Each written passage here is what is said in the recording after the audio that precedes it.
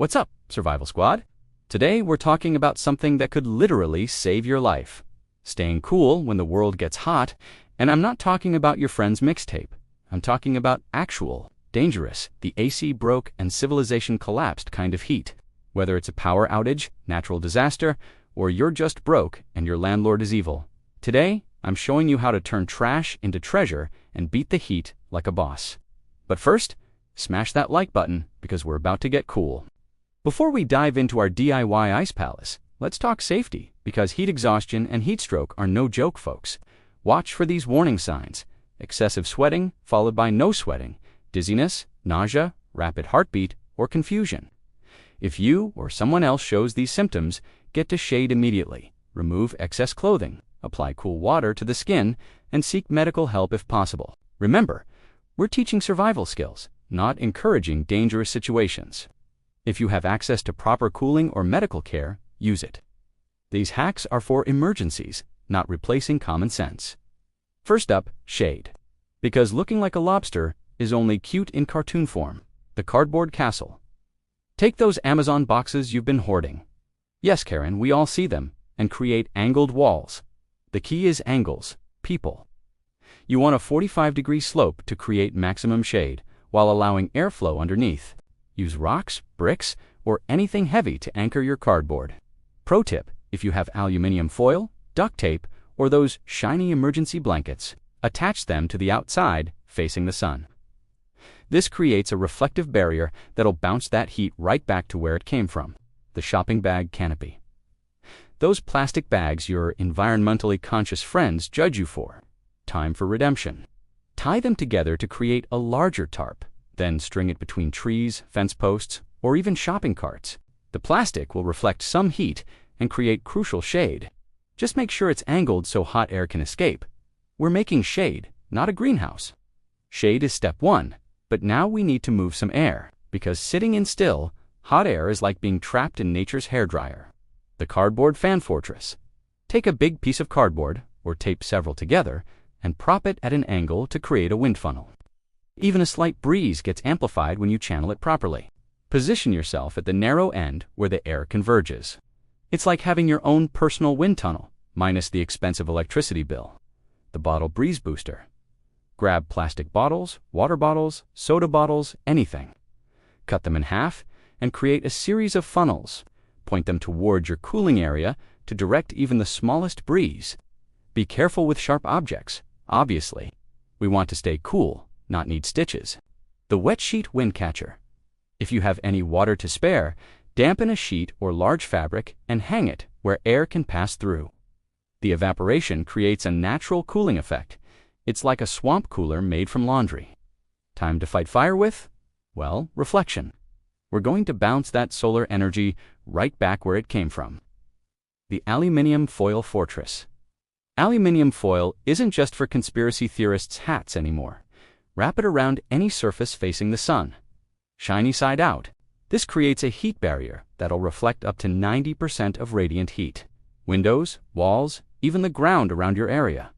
Turn your space into a disco ball of heat rejection. The CD, DVD, solar deflector. Remember these ancient data storage devices. Time to put them to work. String them up around your cooling zone. They'll create moving reflections that scatter sunlight and create a surprisingly effective heat barrier. Plus, you'll look absolutely fabulous while staying cool. It's giving post-apocalyptic rainbow. The mirror shield method. Any mirrors, chrome surfaces, or even the shiny interior of chip bags can be positioned to redirect sunlight away from your area. Angle them to bounce light toward areas where you're not trying to stay cool. Just be careful not to blind yourself or start any fires. We're deflecting heat, not creating laser beams. Now, let's talk about keeping your internal engine from overheating. Hydration with a survival twist. The evaporation station. If you have any porous containers, clay pots, unglazed ceramics, even a sock, wrap them in wet fabric and let evaporation work its magic. As water evaporates, it pulls heat away from the container, keeping the contents cooler. This ancient technique can keep water 10 to 15 degrees cooler than ambient temperature. The underground cache. Dig down about 2 feet, the earth naturally stays cooler below ground. Wrap your water containers in wet fabric and bury them. It's nature's refrigerator. Mark your spot with rocks or sticks so you don't lose your water stash. Nothing worse than being thirsty and having to play hide-and-seek with your own supplies.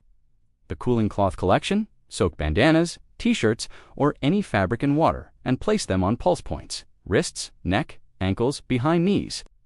These areas have blood vessels close to the skin, so cooling them helps regulate your whole body temperature. Reapply every 20 to 30 minutes or when the fabric dries out. It's like having a personal cooling system powered by evaporation. Time to level up our cooling game by combining everything we've learned into the ultimate chill zone. The multi-layer defense system. Layer 1, reflective outer shell, using foil, emergency blankets, or shiny materials. Layer 2, air gap for insulation. Never let the hot outer layer touch your inner cool zone. Layer 3, your actual living space with airflow channels. Create low entrances for cool air and high exits for hot air. Hot air rises, so let it escape up top, while cool air flows in below. The ground cooling hack: dig shallow trenches around your shelter's perimeter and line them with wet fabric, or fill with water if available. This creates a cooling mode effect and helps lower the temperature around your space. The clothing cool down: light-colored loose clothing is obvious. But here's the hack. If you have multiple shirts, keep one wet for cooling, one dry for backup. Rotate between them as the wet one dries. Create air gaps in your clothing by wearing loose layers. Trapped air is insulation, and moving air is cooling. If someone's showing signs of overheating, here's how to help them fast. The rapid cool-down protocol. Get them to shade immediately. Remove excess clothing. Apply cool, wet fabric to major pulse points: neck, wrists, armpits, groin area. Fan them while keeping the cooling cloths in place. If they're conscious and able to swallow, give small sips of cool water. Do not dump ice-cold water on someone with heat exhaustion. The shock can actually be dangerous. Cool water, not cold water. The DIY ice pack. Fill plastic bags with the coolest water you have available. Place these on pulse points for quick cooling. Even lukewarm water will help if their body temperature is elevated. And there you have it, Survival Squad. How to turn trash into your personal cooling system. Remember, these are emergency techniques. If you have access to proper medical care, air conditioning, or professional help, use it. Heat-related illness can escalate quickly. Know the warning signs, check on others, and don't tough it out if you're feeling seriously unwell. Your pride isn't worth your life. But for power outages, camping disasters, or when you just need to get creative with staying cool, these hacks can be literal lifesavers. Plus, you'll look like the coolest person in the apocalypse. Pun absolutely intended. What's your best staple hack? Drop it in the comments below. And if this video helped you beat the heat, smash that like button and subscribe for more Survive Anything with Style content. Stay cool, stay safe, and remember, when life gives you extreme heat, make extreme shade. See you in the next one.